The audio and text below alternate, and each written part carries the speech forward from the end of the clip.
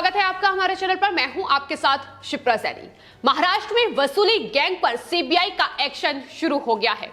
NIA की custody में जाकर सीबीआई ने सचिन वाजे का स्टेटमेंट रिकॉर्ड किया है, जिसमें एक बार फिर से सचिन वाजे ने वसूली का सारा ठीकरा महाराष्ट्र के पूर्व गृह मंत्री अनिल देशमुख के सिर पर फोड़ दिया है। यानी वसूली के आरोप एक बार फिर से अनिल देशमुख पर लगाए गए हैं। 2 करोड़ का जिक्र एक बार फिर से सीबीआई की पूछताछ में सचिन वाजे ने किया है। उन्होंने कहा है कि तकरीबन 2 करोड़ रुपए और बाकी जगहों से पैसा लेने के लिए सचिन वाजे पर अनिल देशमुख की तरफ से दबाव बनाया गया था।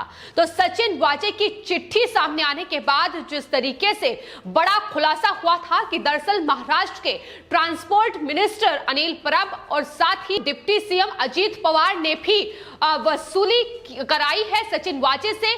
तमाम बड़े जो आरोप थे उस चिट्ठी में लगाए गए थे। न सिर्फ अनिल परब ने 50 करोड़ रुपए का टारगेट वसूली का सचिन वाजे जैसे अधिकारी को दिया, बल्कि 100 करोड़ का टारगेट अजीत पवार ने भी गुटखा गैंग से किस तरीके से पैसा वसूलना है इसका जिक्र भी उस चिट्ठी में किया गया था। तो जाहिर तौर पर सीबीआई अब सचिन वाजे से उस पूरे वसूली को लेकर ही पूछताछ कर रही थी, जिसमें एक बार फिर जो बातें उन्होंने अपनी चिट्ठी में कही वही सीबीआई के सामने अपना स्टेटमेंट भी वही रिकॉर्ड कराया है। तो जाहिर तौर पर एक बार फिर से जो मुश्किलें हैं वो न सिर्फ अनिल देशमुख की बढ़ती नजर आ रही है, चूंकि महाराष्ट्र के गृह मंत्री उद्धव ठाकरे हैं और ऐसे में शिवसेना के नेता भी लगातार शिकंजे में फंसते नजर आ रहे हैं। तो जाहिर तौर पर मुश्किलें उद्धव ठाकरे की भी कम होती नजर नहीं आ रही है। न सिर्फ एनआईए की कस्टडी में मौजूद सचिन वाजे का स्टेटमेंट सीबीआई की ओर से रिकॉर्ड किया गया है, बल्कि आपको बता दें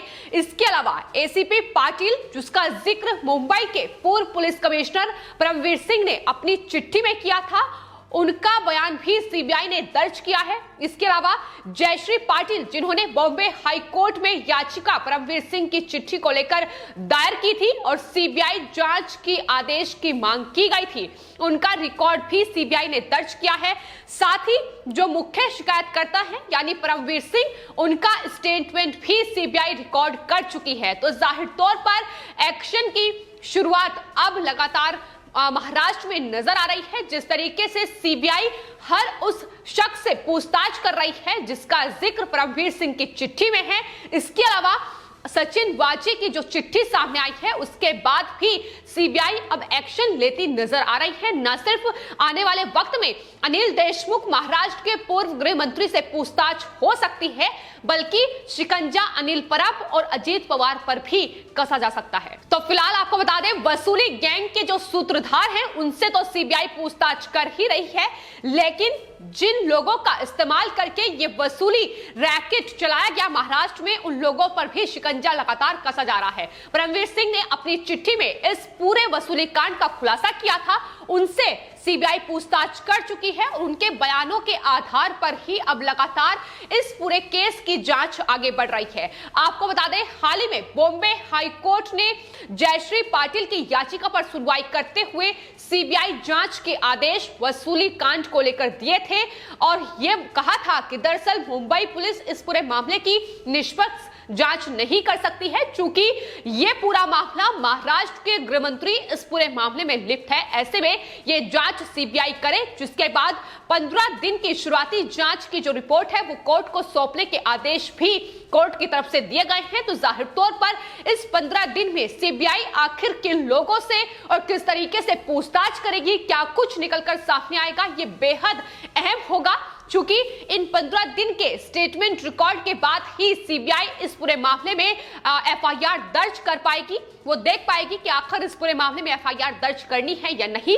तो इसलिए ये पूरा जो सीबीआई जांच इस वक्त वसूली गैंग को लेकर चल रही है, ये जाहिर तौर पर महाराष्ट्र में जो वसूली का रैकेट का पर्दाफाश हुआ है उसमें काफी अहम मानी जा रही है। फिलहाल जो लगातार सीबीआई एक्शन में है, उसके बाद सीबीआई के अधिकारियों का यह कहना है कि अगले 15 दिन के अंदर सीबीआई को प्राथमिक रिपोर्ट जो सौंपनी है वो इस बात से बिल्कुल इनकार नहीं कर सकते हैं कि आने वाले वक्त में परमवीर सिंह, सचिन वाजे, एसीपी पाटिल से आमने सामने बैठाकर भी सीबीआई पूछताछ कर सकती है और साथ ही आरोपों के हिसाब से अनिल देशमुख से भी जल्द ही सीबीआई पूछताछ करेगी। इसका खुलासा भी सीबीआई के अधिकारियों ने किया है। तो अब हर साजिश का पर्दाफाश होगा। महाराष्ट्र में जिस तरीके से वसूली का ये बड़ा खेल महाराष्ट्र में खेला जा रहा था, तो आपको बता दें ना सिर्फ इस पूरे मामले में सीबीआई जांच कर रही है बल्कि एनआईए भी लगातार एंटीलिया विस्फोटक केस और मनसुख हिरेन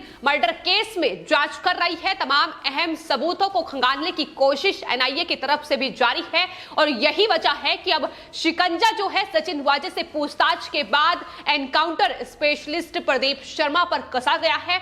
7 अप्रैल को करीब 7 से 8 घंटे तक प्रदीप शर्मा से पूछताछ की गई, लेकिन एनआईए के अधिकारियों का यह कहना है कि जिस तरीके से प्रदीप शर्मा ने जवाब दिए हैं वो उससे संतुष्ट नहीं है। जिसके बाद 8 अप्रैल को एक बार फिर प्रदीप शर्मा एनआईए के दफ्तर पहुंचे, जहां उनसे तमाम स्टेटमेंट रिकॉर्ड कराए गए। जाहिर तौर पर उनका नाम लगातार मनसुख हिरेन मर्डर केस में निकलकर सामने आ रहा है।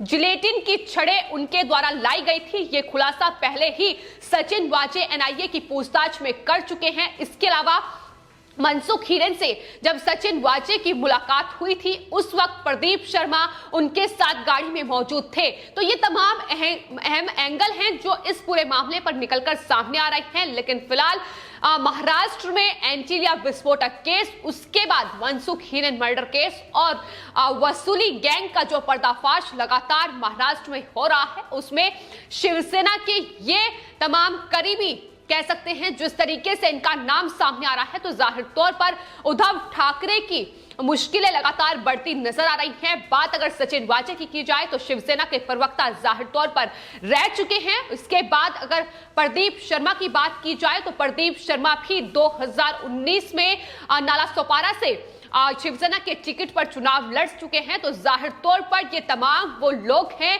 जो शिवसेना और उद्धव ठाकरे के करीबी हैं और अब इनका नाम जिस तरीके से एंटीलिया विस्फोटक केस में निकलकर सामने आ रहा है, वसूली के इस पूरे रैकेट में इनका नाम सामने आ रहा है, तो जाहिर तौर पर शिवसेना की चुप्पी अब विपक्ष को परेशान कर रही है। विपक्ष लगातार बीजेपी की ओर से जवाब शिवसेना से मांगा जा रहा है, लेकिन जाहिर तौर पर जवाब उद्धव ठाकरे के पास नहीं है, जिसके बाद मुश्किलें लगातार उद्धव ठाकरे की बढ़ती नजर आ रही हैं। फिलहाल सीबीआई एक्शन की अगर महाराष्ट्र में बात की जाए तो सीबीआई 15 दिन में अपनी रिपोर्ट तैयार करेगी। तमाम अहम लोगों से पूछताछ लगातार सीबीआई कर रही है और सचिन वाजे की चिट्ठी ने एक और विस्फोटक बम का काम महाराष्ट्र में कर दिया है। जिस तरीके से अनिल परब और अजीत पवार जैसे बड़े नेताओं का नाम सामने आया है, शरद पवार का नाम भी इस पूरे चिट्ठी में सामने आया है। किस तरीके से ये 2 करोड़ की वसूली का पैसा शरद पवार तक पहुंचना था, एनसीपी प्रमुख तक पहुंचना था, इसका खुलासा भी हो चुका है। तो एक के बाद एक शिकंजा हर किसी पर कसता जा रहा है। नए नाम हर रोज निकलकर सामने आ रहे हैं और आखिर वसूली का ये कनेक्शन महाराष्ट्र सरकार के भीतर कहां तक है, इसका पर्दाफाश होना बेहद जरूरी है। इसी वजह से सीबीआई की यह जांच बेहद अहम मानी जा रही है। एनआईए के दफ्तर सीबीआई के अधिकारी पहुंच चुके हैं, ये खबर भी निकलकर सामने आ रही है। जाहिर तौर पर एनआईए ने जो अभी तक सबूत इस पूरे मामले में हासिल किए हैं, सीबीआई उन्हें खंगालने की कोशिश करेगी। फिर चाहे वो सचिन वाजे की डायरी हो जिसमें वसूली का जिक्र किया गया है कि आखिर किससे कहां से कितना पैसा वसूलना है और यह पैसा कहां तक पहुंचना है, इस बात का जिक्र उस चिट्ठी में है जो एनआईए के हाथों लग चुकी है, उस डायरी में है जो एनआईए के हाथों लग चुकी है। तमाम अहम दस्तावेज, काउंटिंग मशीन से लेकर 5 लाख रुपए तक कैश, ये तमाम वो सबूत हैं जो इसकी जांच अब सीबीआई भी करेगी।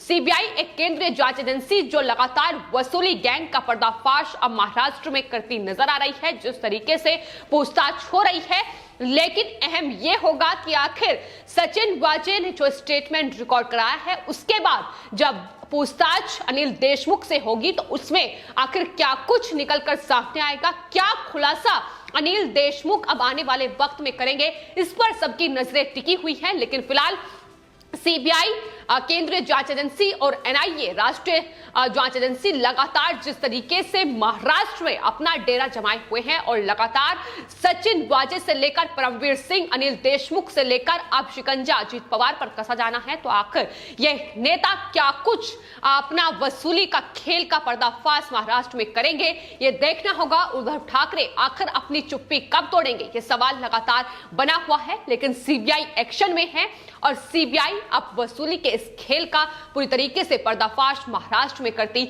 नजर आ रही है। जिस तरीके से ये वसूली के खेल को महाराष्ट्र में उद्धव ठाकरे सरकार की नाक के नीचे उनके मंत्रियों के द्वारा ही अंजाम दिया गया है। फिलहाल आपकी इस पूरे मामले पर क्या राय है, हमें कमेंट बॉक्स में जरूर लिखें और चैनल को सब्सक्राइब करें। धन्यवाद।